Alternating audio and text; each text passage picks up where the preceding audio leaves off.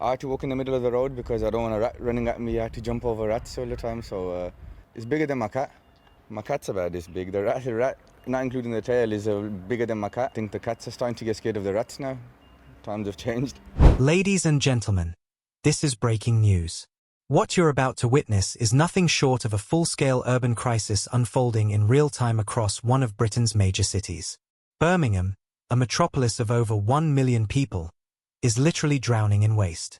The situation has escalated beyond a mere labor dispute into what health officials are now calling an imminent public health emergency. Today, we bring you exclusive footage from the front lines of this catastrophe that authorities seem powerless to control.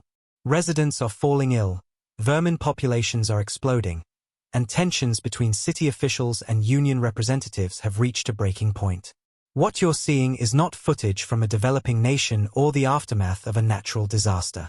This is Birmingham, England, in 2023, where a crisis that began as a labor dispute has transformed neighborhoods into what residents are describing as open-air landfills.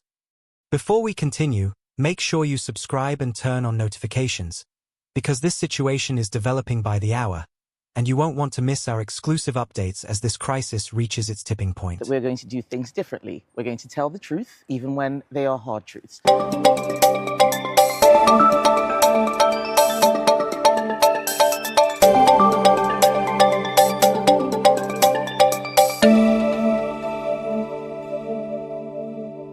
The numbers are staggering. Our investigative team has uncovered that an estimated 20,000 tons of household waste now sits uncollected across Birmingham's streets. That's roughly the weight of 2 Eiffel Towers, sitting in bags, on sidewalks, outside homes, and in parks where children once played. In some neighborhoods, these piles have grown to over 6 feet tall. Let that sink in. Trash piles taller than the average person. You've got burger smash, you've got nappy smash, you've got all different sorts of smash. You can't even describe it because it's just so disgusting. But you can barely open your windows, you can barely open your doors. It makes you feel sick, makes you feel nausea, it gives me a headache. Our exclusive investigation reveals that this crisis has been escalating since March. That's over 5 weeks of uncollected waste. What began as a labor dispute over fair compensation has metastasized into something far more sinister. These red zones represent areas where the situation has become most critical. In Bordesley Green, just 10 minutes from the city center, residents report something that sounds like a scene from a horror movie. What you're witnessing is unprecedented. Wildlife experts consulted by our investigation team estimate that the rat population in Birmingham has exploded by over 200% in just 5 weeks. These aren't ordinary rodents either. I had to walk in the middle of the road because I don't want a rat running at me. I had to jump over rats all the time, so it's bigger than my cat. My cat's about this big. The rat, not including the tail, is bigger than my cat. I think the cats are starting to get scared of the rats now. Times have changed. Our investigation has uncovered that local pest control services are overwhelmed, with wait times for assistance now exceeding 3 weeks. Many residents have simply given up calling. Perhaps most alarming is what medical professionals are now reporting. We've obtained exclusive data from local health clinics showing a 47% increase in gastrointestinal complaints and respiratory issues in the affected areas. It's like death, like it's just not nice at all. And even with the kids, you can't let your kids play outside.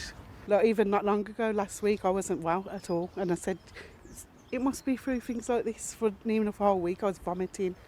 Our investigation team discovered something truly shocking.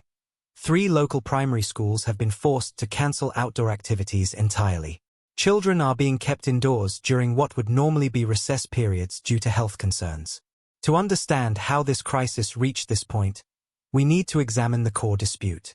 The strike began in March when bin collectors, represented by the Unite Union, walked out over what they describe as unfair pay practices. Our investigation reveals that the city's bin drivers were facing potential pay cuts of up to £1,000 annually, a significant reduction for workers performing essential services. Our members don't want to be out on strike for a day longer. That's why even before the strike action, they were prepared to lose £1,000 a year and make a concession. For the employer to then come back and ask for even more, it's not really surprising then that when that happens that our members take strike action. So we don't want to be out on strike. We don't want Birmingham looking the way it's looking. But the best way to deal with this now is to reach a resolution so that these guys can go back to work and clear the streets. What makes this situation particularly volatile is that the latest offer by the City Council was overwhelmingly rejected by union members, who described it as totally inadequate. Our sources within the negotiation process reveal that the offer failed to address the fundamental concern about driver pay cuts. In an exclusive statement provided to our investigation team, the Birmingham City Council expressed disappointment at the rejection of their offer, maintaining that they had made what they consider a fair and reasonable offer. However, our investigative journalists have uncovered a critical detail in this dispute. The council claims they must guard against future equal pay claims, referring to a legal obligation to ensure pay equality across different departments. In a dramatic development that underscores the severity of this crisis, military planners have been called in to map the waste accumulation and develop emergency response strategies. This marks only the third time in British history that military resources have been deployed for a domestic waste management crisis. While shocking, this is not without precedent. In the 1970s, London experienced waste strikes lasting approximately 7 weeks during the infamous Winter of Discontent. In Liverpool during the 1990s, an estimated 12,000 tons of waste accumulated, though experts note that Birmingham has already surpassed this figure. More recently, Edinburgh faced a similar crisis that threatened the city's prestigious annual festival in 2022.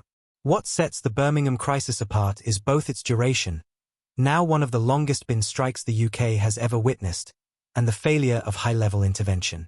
Just last week, the Deputy Prime Minister met with volunteers and encouraged unions to accept the council's deal, but our sources indicate that meaningful progress remains elusive. As night falls across Birmingham, residents prepare for yet another evening surrounded by mountains of waste, with no end in sight.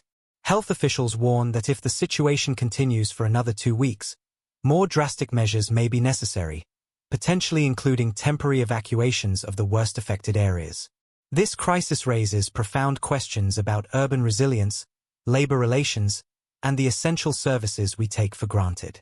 The people of Birmingham are facing a challenge that could soon confront other cities if similar disputes remain unresolved. Our investigation team will continue monitoring this situation around the clock. We'll bring you exclusive updates as negotiations continue and as residents fight to reclaim their neighborhoods from this unprecedented public health emergency. If you're affected by this crisis or have information to share, please leave your thoughts in the comments below. Make sure you've subscribed and turned on notifications to stay informed as this situation develops. This has been a breaking investigative report on the Birmingham bin crisis. And if you haven't yet, hit that like, subscribe, and click on the bell icon, because we're here to expose the truth, hold power to account, and fight for ordinary people.